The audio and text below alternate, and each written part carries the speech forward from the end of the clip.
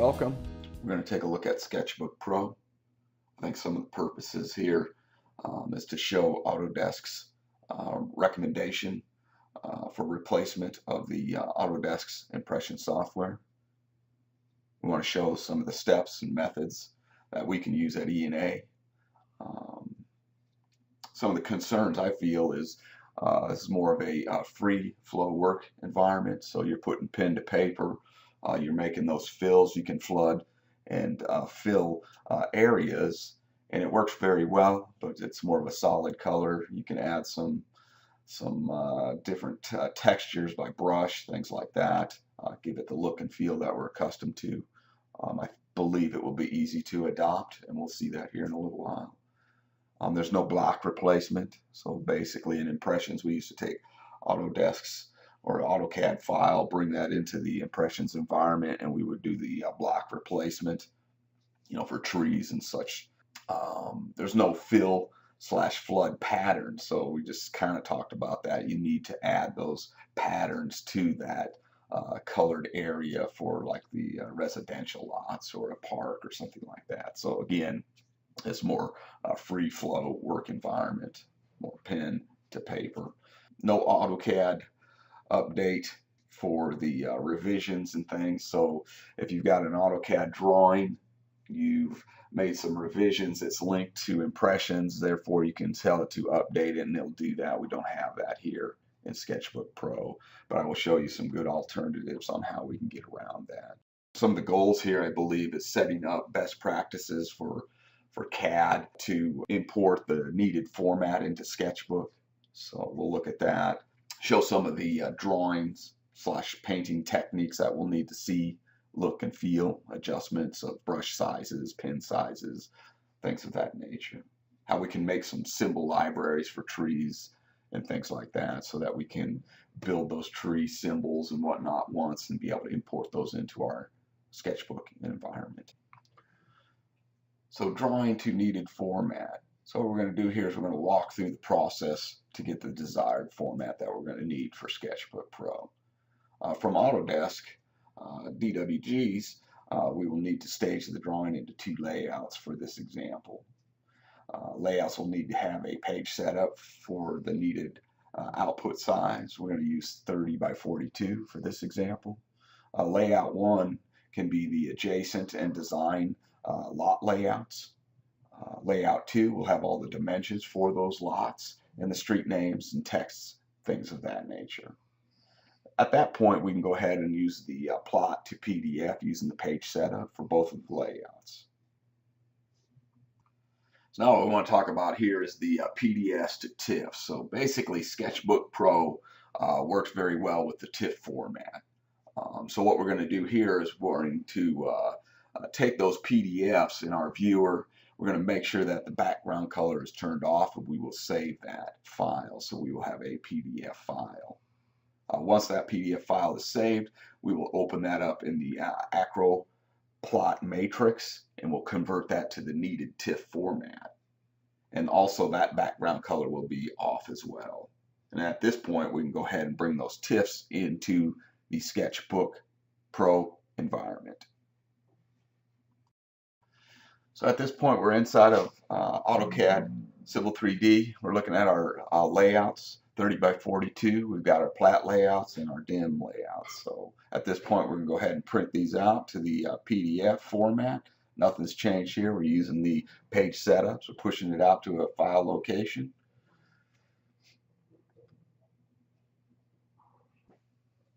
So at this point, we're looking at the PDF viewer. You can see that checkered background. That's indicating that the background is off.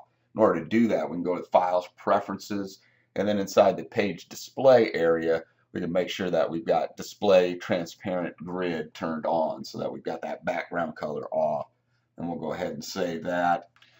Then we'll go back to AutoCAD and print out the dimensions. Same thing, Page Setup, Print to PDF, go in the PDF viewer, make sure your background transparency is turned on. Same thing. So under File, Preferences, make sure your Page Display Transparency Grid's on, ready to go. So at this point, from the File Explorer, we'll go back in and we'll look at those PDFs that we created. So at this point, let's go ahead and right-click on one of the PDFs and open with Plat matrix. And inside the Plat matrix, we can go ahead and convert this. You'll notice that the transparency has already been set in the PDF. So if we move around in there a little, we'll be able to see the actual configuration. So there's our dimensions. To set the background transparency for this, we'll go to the Edit command, go to Preferences, and inside the page display of the dialog box here, we want to make sure that that transparent grid is displayed. Hit OK. Now go to the File pull-down menu, and what we'll do is Export as Image File. And from this dialog box, we will select the format that we want to go out to, which is going to be the TIFF. And then we need to look at the destination file folder location. And at this point, we'll go ahead and give it the file name that we want. And then we want to look at the background color, make sure there's no fill on that. We'll go ahead and export it out. So at this point, we'll open up the second file and we will do the same process basically. And now at this point, we are ready to import this information or data into SketchBook Pro.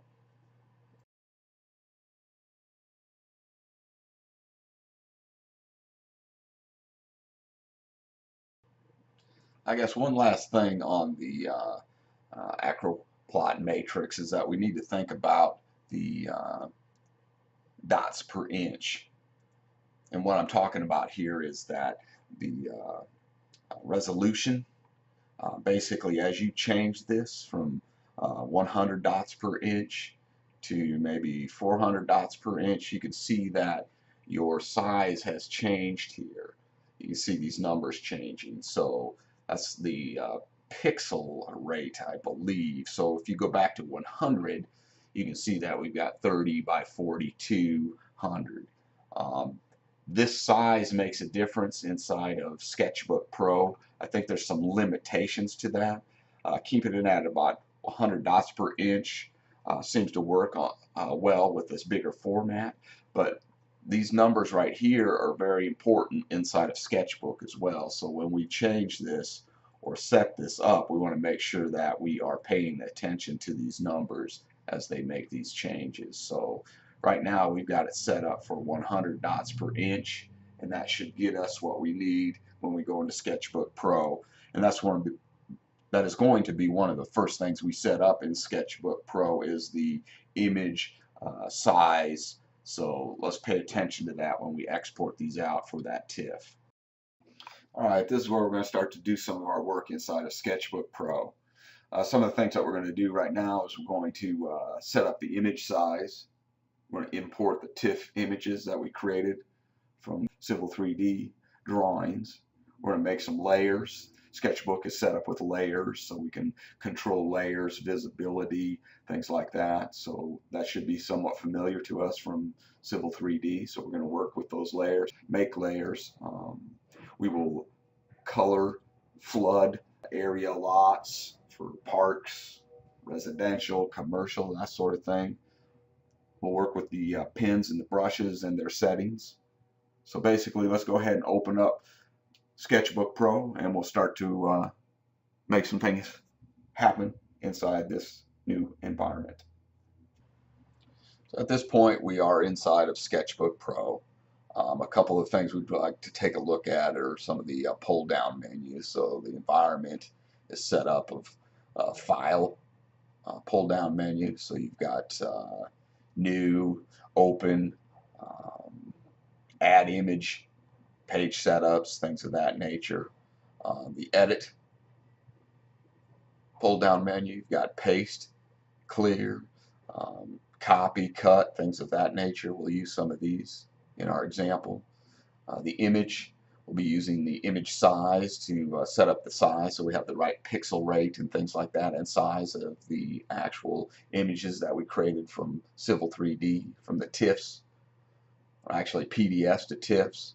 And we got some windows that controls the environment, so you can turn on different things for color pucks, things of that nature. So you can control the look and feel of your environment through the Windows portion, and you also have your help information. So basically this here is pretty much some of the navigationals here. So if you want to zoom in and out, you can move this in and out.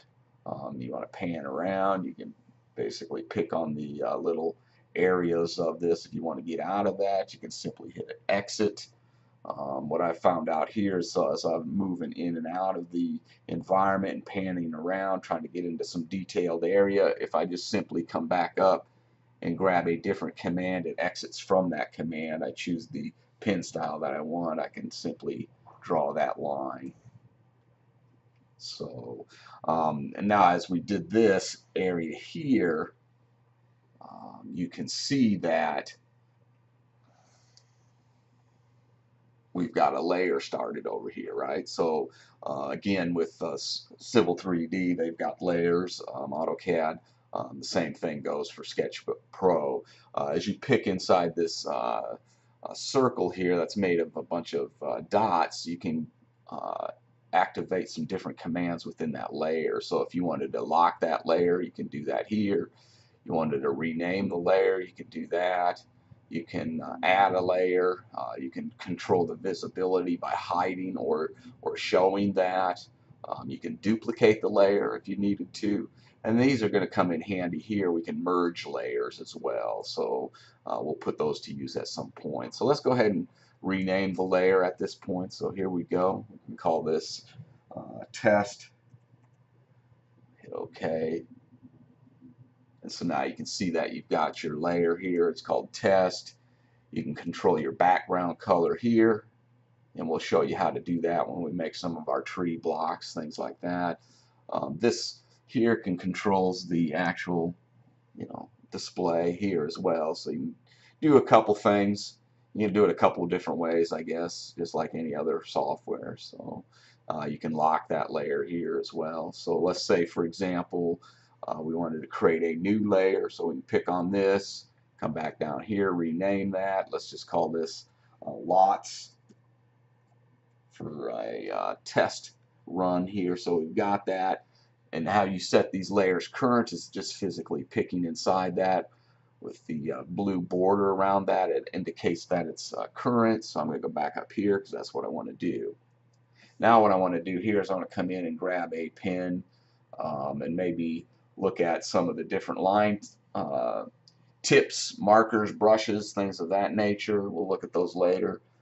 Here's what I want to look at right now is I can control the size of that pen, and I can control the transparency of it.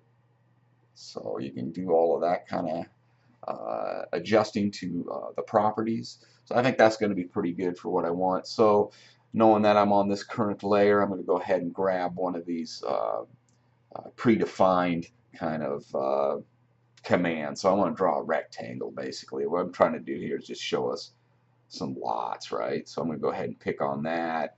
Maybe pick on this area here. So I've got some lots going on. Maybe I want to draw some lines, so I'm going to do something like this. Maybe there's an odd lot here. And again, this is just examples. We'll be bringing our information in from our CAD drawings. So this is just kind of demonstrating some of the methods that we can do.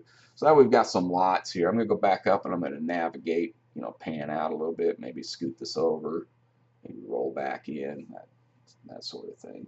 So now what I want to do is kind of fill in these lots, with some color. How can I do that? Well, what I'm going to do here is I'm going to create a new layer. We're going to come back up here and give it a name, and let's just call this lot fill. We'll hit OK. And so now we've got the new layer set current, and now we can come in and use some of the different commands. So here's some of the navigationals. This is selecting and manipulating images, objects that we've got in here. Here's the fill bucket. So if we wanted to flood or fill these areas here, we could do that by simply grabbing this bucket. You could tell it to use only the layers that you want. So let's just do that by layer. We can adjust the tolerances of that as well. And there's some different things here that you can use, and we can look at that later, but I'm going to just do a solid fill.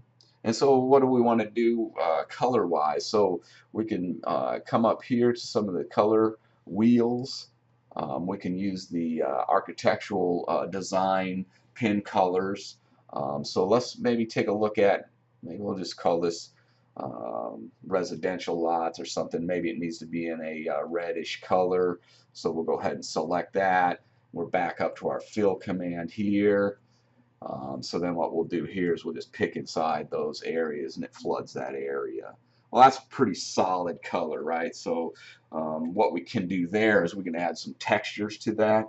Again, we talked a little bit about fill patterns. They're not really part of this program. This is more pen to paper, more kind of hand-driven one-off pieces. So, and we can duplicate that one-off for the most part. I think if you finally, you know, as an artist, you find your technique and your feel, and that's kind of what you go with. So I think you will do the same. So basically what we want to do is we kind of want to maybe do some textures here, get some different colors kind of going. So maybe we'll you know, start out with a dark area, then maybe we'll go with some, maybe we'll lighten it up a little bit. So maybe come back up here, and then here's those brush types and the different things here. So we've got some textures that we can add, and some different shapes that we can do as well. Some splatters and different things, brush techniques, smudges, things of that nature.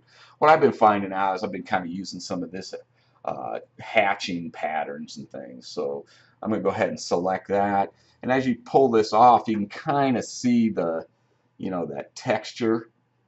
You can kind of see it kind of going in right there. Well, look how that's outside of my layer area as well. So I want to texture this, but I don't want to have to follow the lines either. So I'm going to go ahead and lock this layer so that I can't go outside of that with my texturing. Some of the things that you want to look at maybe for sizing, you can control here some of the sizing. So now you can see that that texture has gotten a lot bigger as you hover over. Maybe you want to darken that or lighten it, you know, so you're moving your pins around so you can see it's a little bit darker. As I move this a little bit more, you can see that it's even darker yet. So maybe I want to reduce that. I don't want that huge hatch pattern on there. So now you can barely see that, but now you can see that on top of this area here. But let's say with this layer lock, like I was saying, maybe we just kind of come through here and draw something in there. Close up it looks a little funny, but when you zoom out and you print it, it looks pretty nice. So you can do that by, you know, freehanding this, and if you're good at the freehand, you can kind of lay that in there. You can come back in and grab your line command and run the line across there and do, you know, so now it's a little bit more uniform, I guess. You're getting that look and feel of, you know, the traditional hatch patterns maybe that we're used to seeing inside of impressions. So now I'm just dragging that across. Well, now we know we're going to have some lot numbers and things like that maybe in here. Maybe we want to lighten that up a little bit too. So we can do that a couple different ways as well. So maybe we come out of here and maybe we use a smudge or something like that, so that you can kind of come in here. Oh, that's locked. I'm sorry. So let's unlock that. And then maybe we can just kind of lighten that area up a little bit, you know what I mean? So it kind of gives you that look and feel that we're kind of accustomed to, you know, kind of gives you that.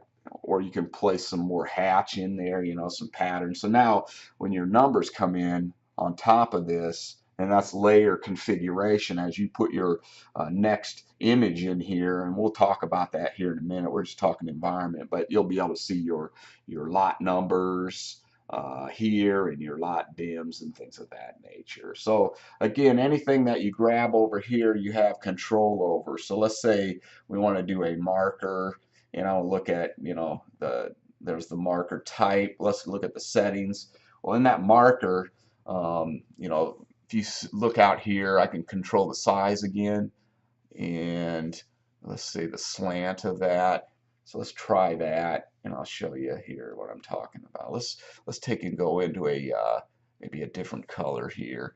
So you can see how that kind of slants. If I get out of that command thing here, you can kind of see it more too. So as I adjust this, what's kind of nice, if you pay attention to this, you can look at that slant as you bring this down. There's a little bit more slant, a little backward slant, that sort of thing, more straight up and down. So now what I can do here is with maybe this layer locked again, let's take a look at that. Maybe we just wanted to draw maybe some accents, kind of indicate some kind of shadowing of sorts. But look how I'm drawing out here, but it doesn't do anything until I hit that layer, right? Because it's locked, right? So if I come back over here, I'm pulling this line all the way across. My pen is basically down, right? So I'm just kind of drawing that across there.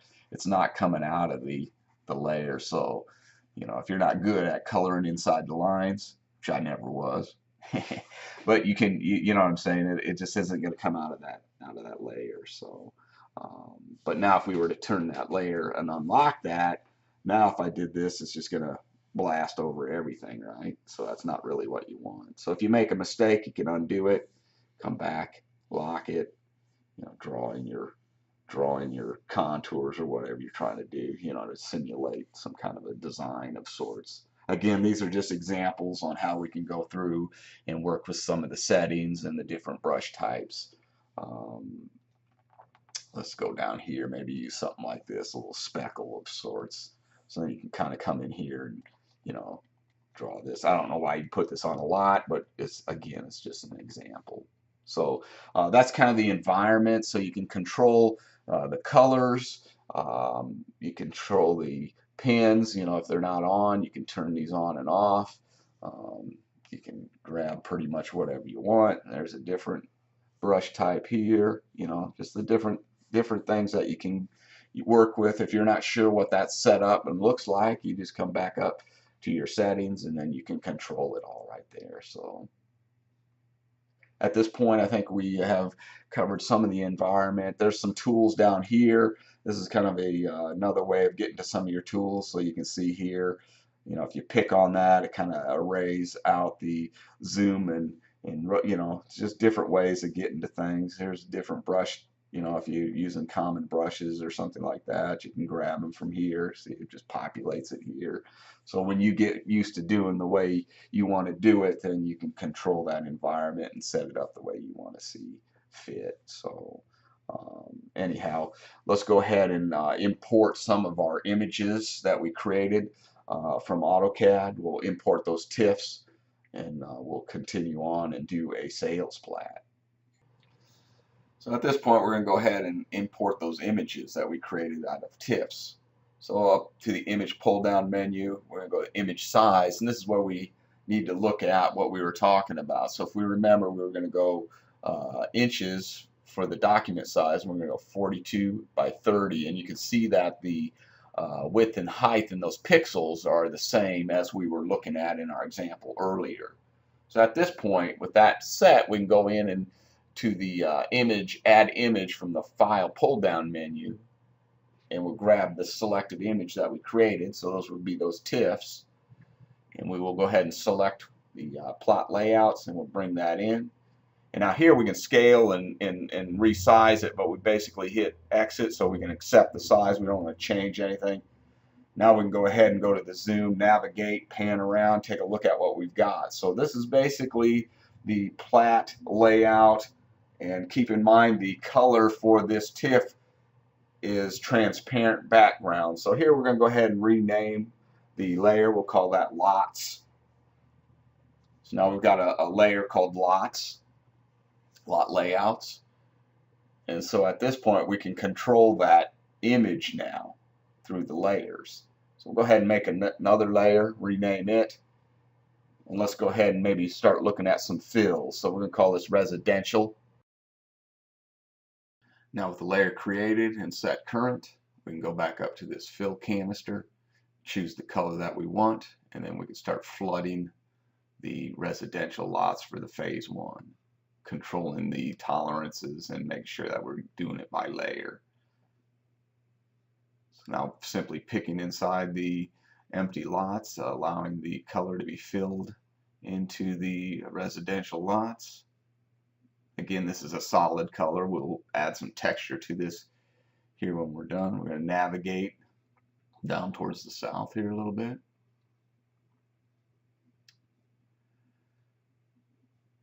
And notice this area here, because of the broken line there, that phantom line, that flood is extending out of there. So we're going to have to rework that in a little different way. So what we're going to do here is we'll navigate into that. And what we want to do is we want to draw a line with that same lot color to fill in that gap there. So we'll go back up in and use the line command, and we will draw us a line through here to kind of fill that gap, fill that hole. So we'll choose the pin that we want, like a felt tip marker or something like that. So we've got that. Okay. Basically draw that line from point to point. And now we can go back up to the flood paint can and add that to the actual lot. So now at this point we'll finish up the filling in of those first phase residential lots. So at this point we want to go to the brush types, and we'll select the hatching that we want to put in and around those residential lots. We'll choose the color that we want. We'll kind of toy around with a color that works well for the phase 1 lots.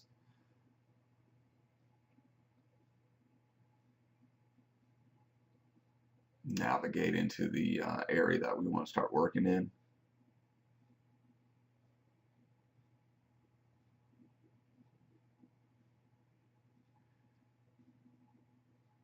With that layer locked so that we don't color outside of the lines. We can go ahead and start looking at some of the settings now. Maybe adjust the size. You can see that this is going to be a pretty good size hatch. We don't really want that to cover the whole entire lot, so we're going to adjust that down a little bit. Now you can barely see it, so that should work out pretty well. So you kind of toy around with those settings and pull it off into your palette, and you'll see kind of what those end results going to be. So we chose the color that we want, and now we're going to go ahead and draw across the lots. Notice it's staying with inside that layer of the flood color or the color fill. And so then we'll go up and use maybe a line so we get that consistent line or that nice clean look. So we'll just pick a point to point and draw that out. Let's use the undo command. Looks like we don't like that, so we're going to go back in and make some adjustments. Make it a little smaller so it's not so prominent.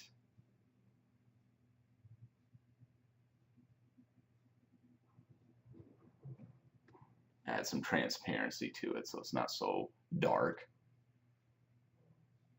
And let's try it again. So I'm going to go from point to point. Now it looks a little nicer. It's not so, doesn't stand out as much. So now we're just going from line to line along each line work of the actual lots themselves.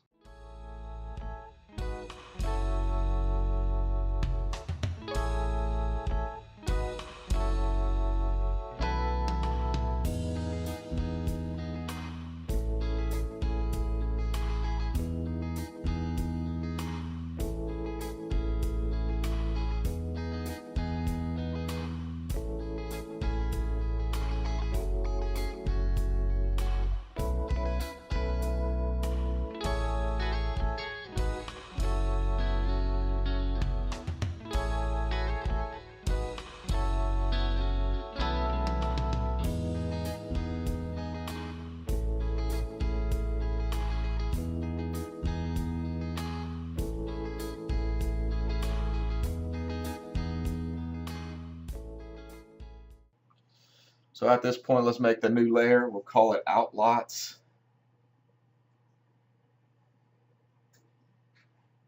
Hit OK. And what we're going to do here is we'll select the color that we want. And what we want to do is we want to draw that line down here because we've got that phantom line that's going to make the flood go outside of that line work. So we're going to go draw a line from point to point, basically selecting the point to point, fills that in. I'll go back to our bucket, we'll fill that in, navigate out, and then choose a hatch pattern from the brushes there, and we will make sure the layer's locked. We'll go to point like we did on the residential and draw in that pattern or that hatching in and around that outline.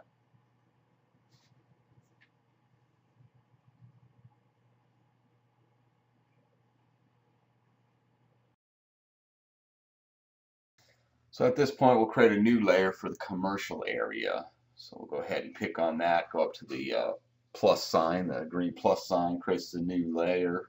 We'll pick in that circle again, go over to rename that. We'll call this layer commercial.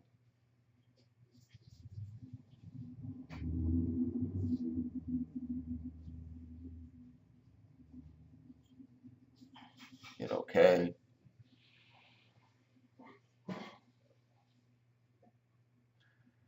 Navigate in the drawing to encompass the area that we want to work in. Now we've got a lot of those phantom lines in and around this site as well, so let's change the pin type to a felt pin.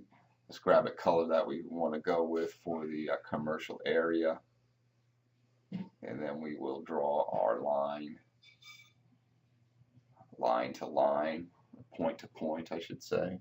So we're trying to fill in those gaps in and around that phantom line. I don't know, maybe we don't need these phantom lines inside of our sales exhibits. If we don't, we could just change that in the drawings that we are going to use to create the TIFFs. But this is a way of getting around that. So, let's undo that. We'll go back line to line, point to point, I should say. I'm sorry. Basically, we'll continue around to get this filled in.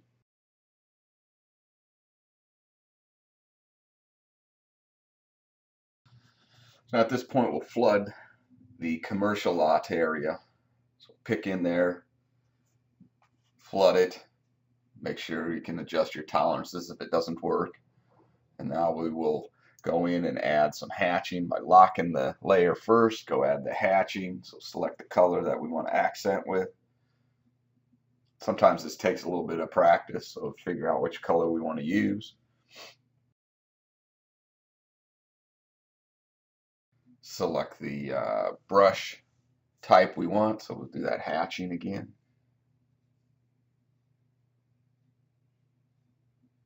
Looks good. We'll make some adjustments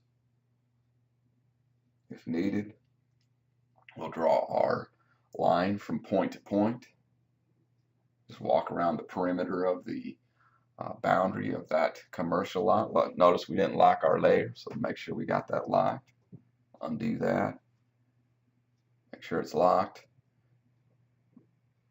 Point to point.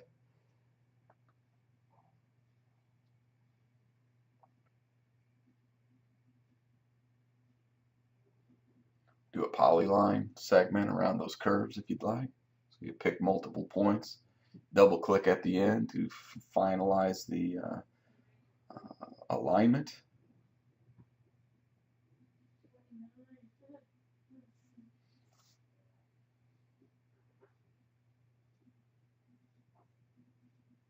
Double pick, you're all set. So at this point I'm going to add some more accent to it. I'm going to choose a different color, and I'll go to my brush types. I'll select the new hatch that I want, and I'll go in and draw line to line with the polygon command. So point, pick another point, so on and so forth, just as if you were drawing a polyline in AutoCAD. Just kind of continuing around the entire site with this method here. Basically just trying to give us a little bit more depth there. So I darkened it up a little bit more. So at this point, with a little bit more coloring in and around the commercial and whatnot, I'm going to go ahead and import the other image that we put together that TIFF image of the lot dims. So I'm going to go in and add from the file menu, pull down, add image.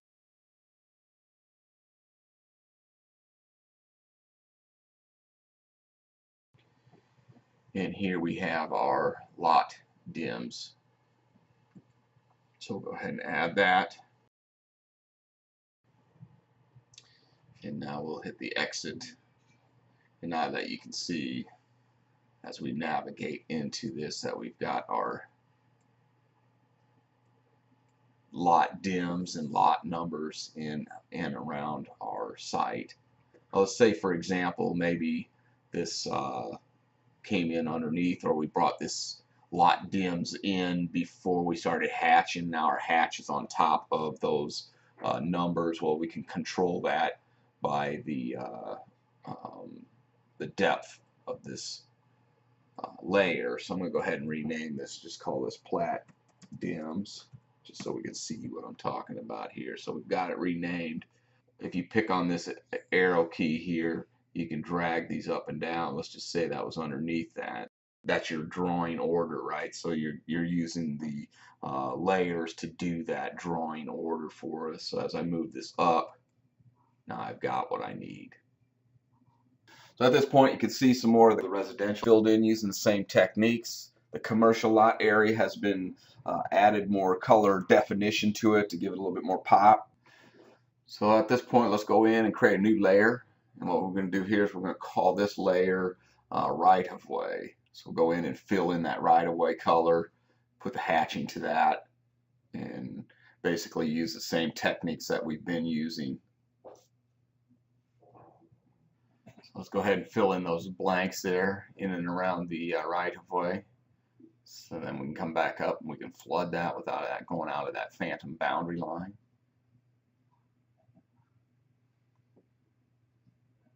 Once it's flooded, we'll go in and set up some kind of a texture, lock the layer, and draw in and around that right of way. Let's set the style the way we want it for the texture pattern. Make sure we've got it the way we want it. And with the layer being locked, we can just kind of quickly sketch in and around that fill color, and it'll stay within the boundaries of the fill, and you'll have your patterning or pattern for the actual right-of-way area.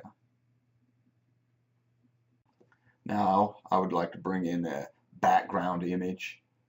So we're going to go out and add an image. We're going to pick a random background JPEG. We'll hit open. Now bring it into our drawing.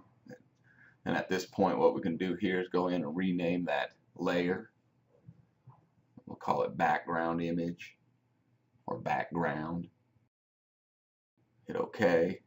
And at this point, we'll want to go ahead and move that layer down towards the bottom, so it's like the first, again, setting up our drawing display. Now at this point, let's go ahead and change some of the transparency of that background image. We don't need it so bright, so we'll kind of drop it back so you can adjust that using the slider bar there on that layer to control that. Now I've locked the layer, I'm ready to go. So at this point, I think we're going to bring in some images to represent the north arrow and maybe the sign that needs to be placed out in front of the subdivision. So I'm going to go out and grab some north arrow image. I'm going to bring that in. Notice on this puck here, I can control the sizing of that too. If I pick in the center of that, then I can move it around, exit out of it, go in and rename the layer. Now let's go in and insert the image for the sign, the frontage sign. So we'll bring that in, we'll move it over about, scale it up on that same puck, kind of move it around the way we want it. Go down to the layers, rename that layer, and we're good to go. So at this point, we'll add another layer in here for the continuation of the residential. Maybe this is phase 3. We'll do the same thing, pick in the lots, fill them in, flood them in, add our texture, so on and so forth.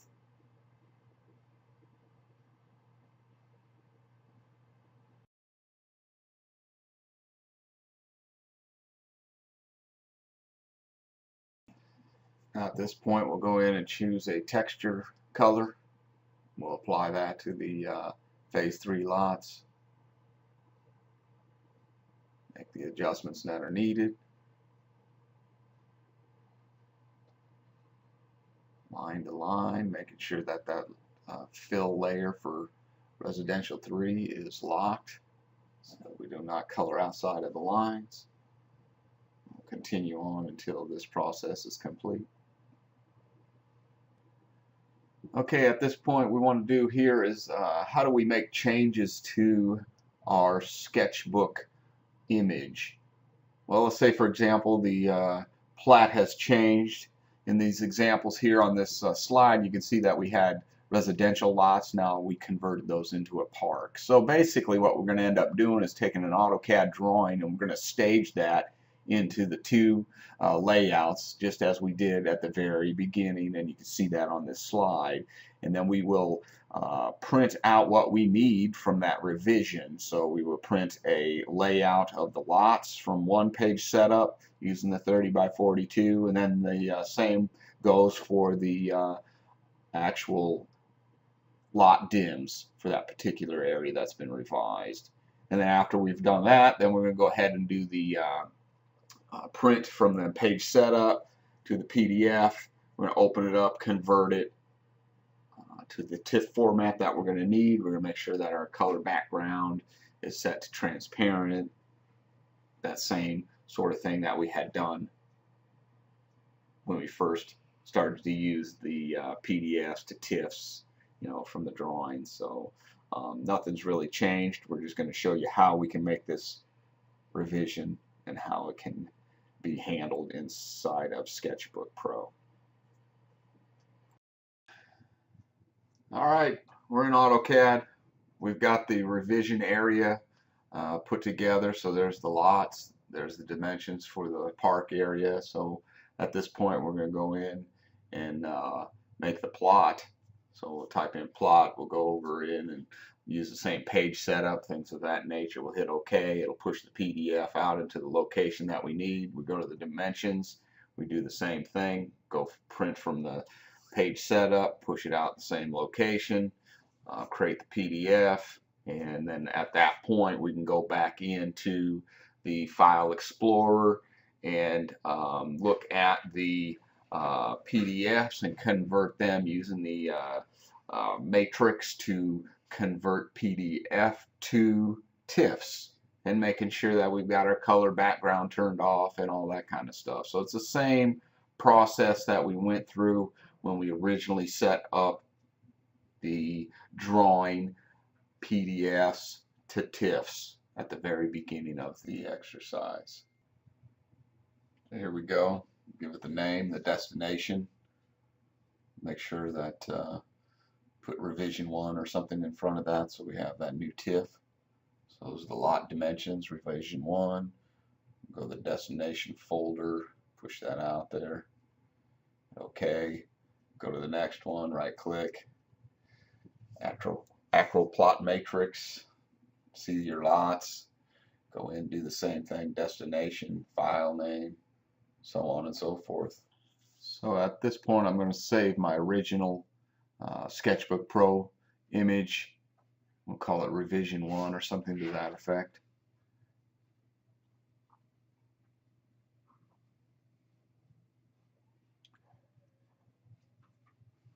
Now that that's saved and ready to go, we can go in and start to make these changes. So let's go ahead and zoom in and around that cul-de-sac area. And so how and what's going to be the easiest way of making this modification?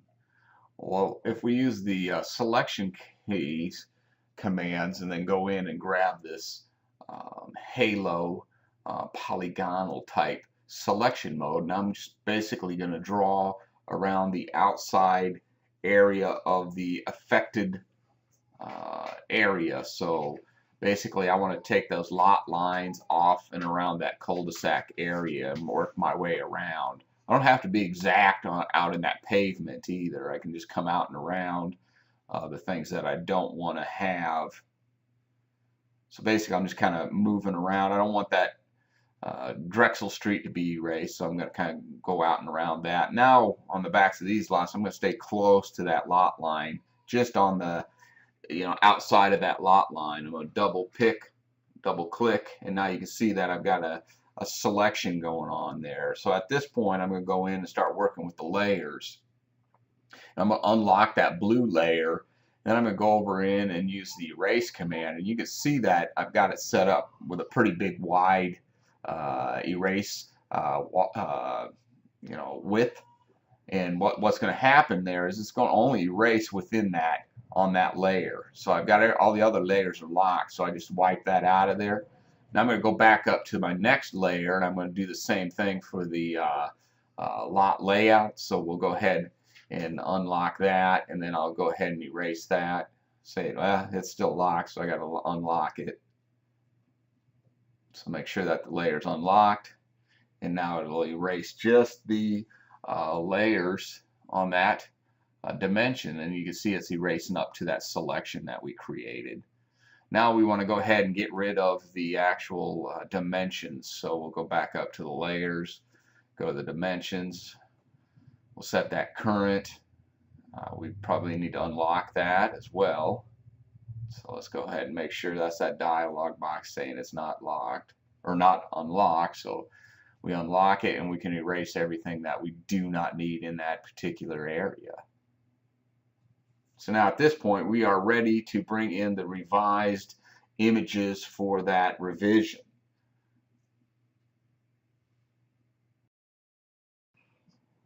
So from the File pull-down menu, we will go ahead and tell it to add an image, and we'll go out to that revision. So we're going to bring in just the lots configuration at the beginning here. So go out to our path where we've got everything stored, and we're looking for that TIFF. So revision 1 lots is what we're looking. Plat revision 1 lots. So we'll go ahead and select that. We'll hit the open command. It brings it into the drawing.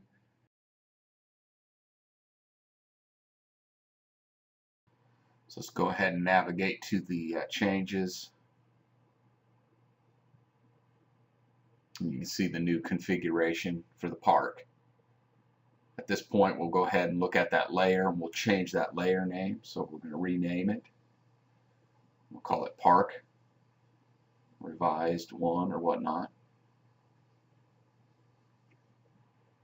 And then the next thing we'll do is we'll add that image for the dimensions. So we'll go ahead and look for that. So lot dimensions revision 1. You can see that they came in where we needed them. So now at this point we can rename that layer and continue to add the color and the different things that we're going to need for that park area. So basically we'll be using the same techniques, brush strokes, things of that nature, hatching, flooding, that sort of thing. All right, next thing we're going to look at is adding some trees and vegetation. We're going to look at how to create trees and copy them around the site. We're going to work with the layers, merging layers. As we create copies of the trees, it'll duplicate layers, and we'll figure out how, and we'll show you how to merge those layers to create one layer. We'll create tree lines. We will also look at a way to create images of these single trees so that we can import them into other projects, somewhat of a block library per se. So let's go ahead and get into the SketchBook Pro area, and we'll start making this happen. All right, the next thing we're going to do is we're going to put some vegetation in here. So let's go ahead and create the new layer that we're going to need. We'll call it trees or something to that effect. And that's when once we have this layer defined and set current, we'll go in and start to draw in some of this vegetation. So basically what we're going to do is zoom into maybe that commercial area and look at maybe planting some trees in and along that slope there off of 198th Street. So let's go ahead and select the color that we want to outline the tree with, and we will pick a pin type. Look at some of the brush properties of that, get the thickness that we want, the tip hardness and whatnot. Go in and grab one of the circle commands, and we'll draw a circle out here to symbolize the start of a tree. And keep in mind, this is all being placed on that tree layer. So at this point, you can see that in the layer, the circle pops up in there. We'll come back in, grab some lines. Basically, we're just going to draw a simple tree. Kind of simulate some branches there, so on and so forth.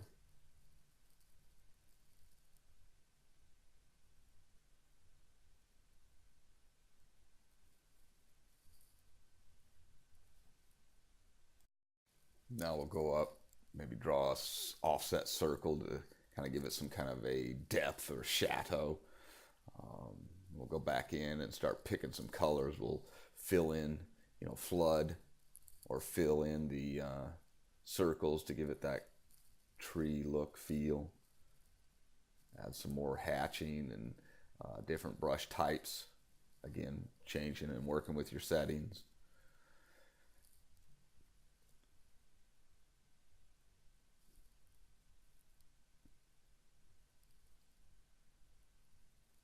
Continuing to work with those settings a little bit, getting the colors and things that you want, till you end up with the one tree that you like. All right, at this point we'll use the copy command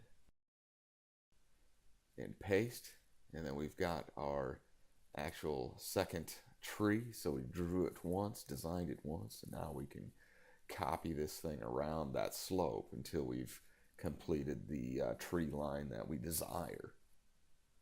So one can continue to go up to the edit pull down menu and paste it, or we can use the Control V and continue to paste this around the tree line area that you need.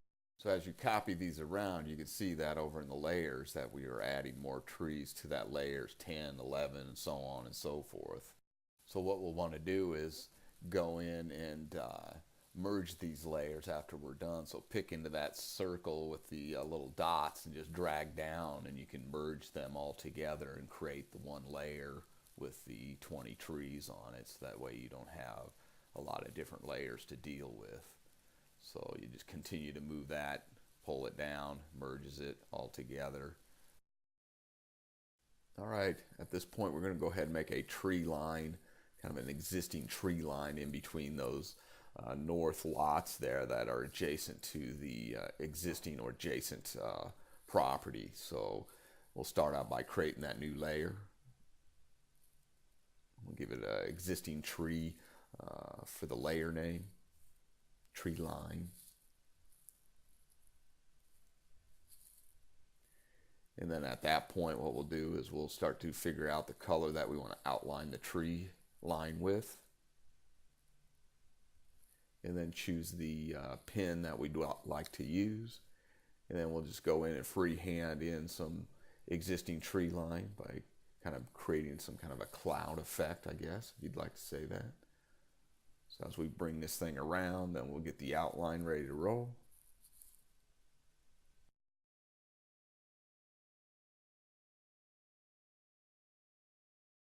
Now that we've got the tree line drawn, what we want to do is freeze off or turn off some of the other layers so that we can kind of fill in that tree line that we've developed. So we'll flood that.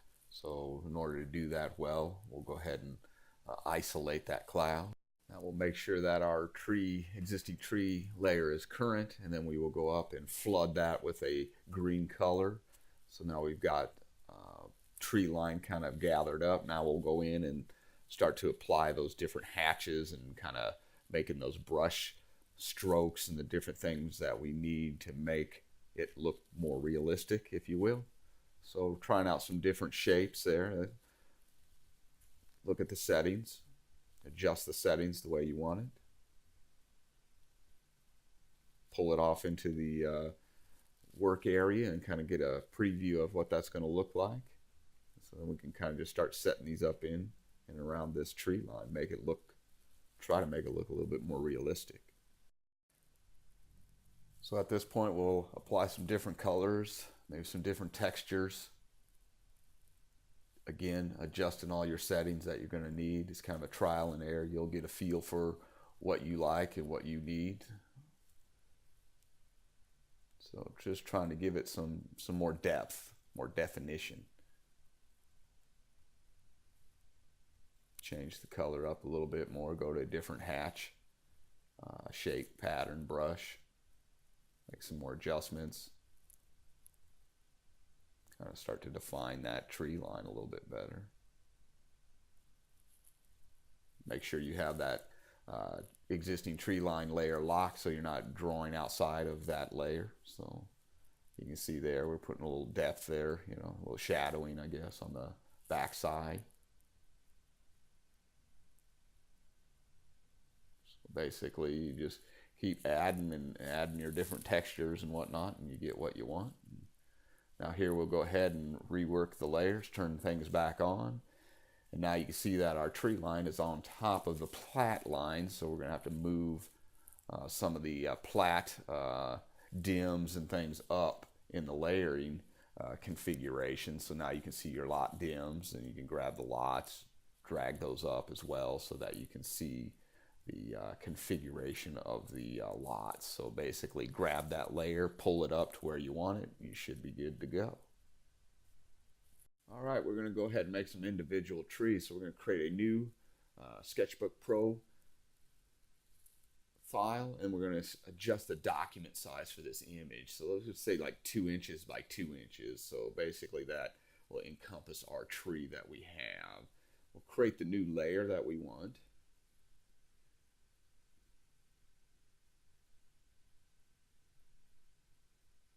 Call it tree. Hit OK. And then we'll turn that background off so that we have no color. So again, that'll be transparent when we bring that into the other drawings. So now at this point, we'll choose the tip that we want to use and the brush that we want to use, the settings, that sort of thing. Let's start to create the geometry that we want. So we'll start off with some circles. Maybe pick a point in the center of this image box that we've got here. Basically, we're doing the same thing we did earlier. We're just creating a single image of this, and that will be saved as tree 2 as a image file, and then therefore this could be dragged into the other designs that we create, you know, through the day-to-day. So we can basically create a library using this kind of a method. So basically going in, doing the same thing we've done, add some textures, that sort of thing, fill it, get the tree the way we want it to look, and then we'll save the image.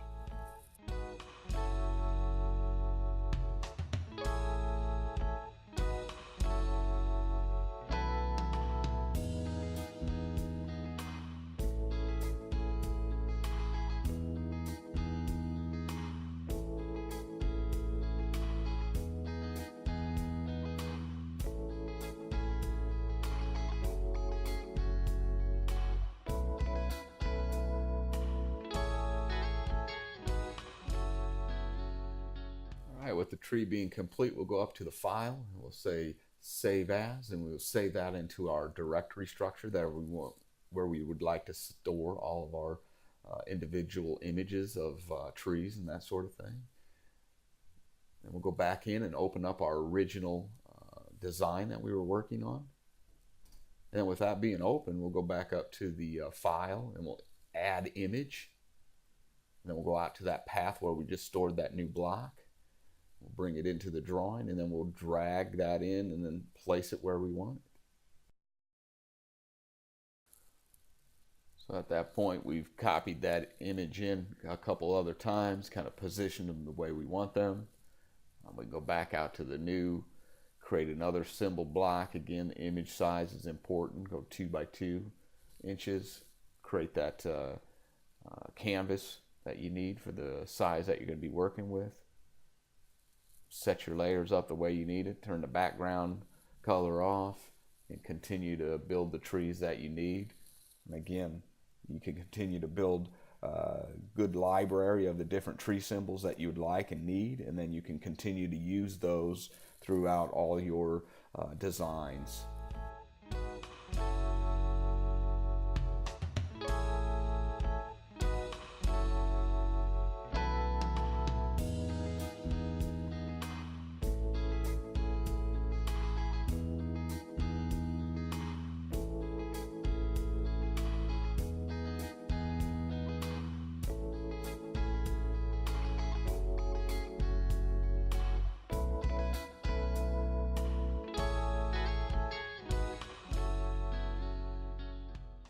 Again, at this point, we'll go back up to the file and we'll save as this image, and we'll create the next block for the block library. So we'll call this tree block 2 or 3 or whatever we need it to be. Hit save, and then we can go ahead and import that back into our design. So let's go back up to the file, reopen our overall design, and we will again insert the new tree symbol from the tree library into our original environment or our design that we were working on. So at this point we inserted the other tree symbol into the drawing, kind of finished product here. Take a look at it. If you have questions, let me know. I appreciate your time. Thank you.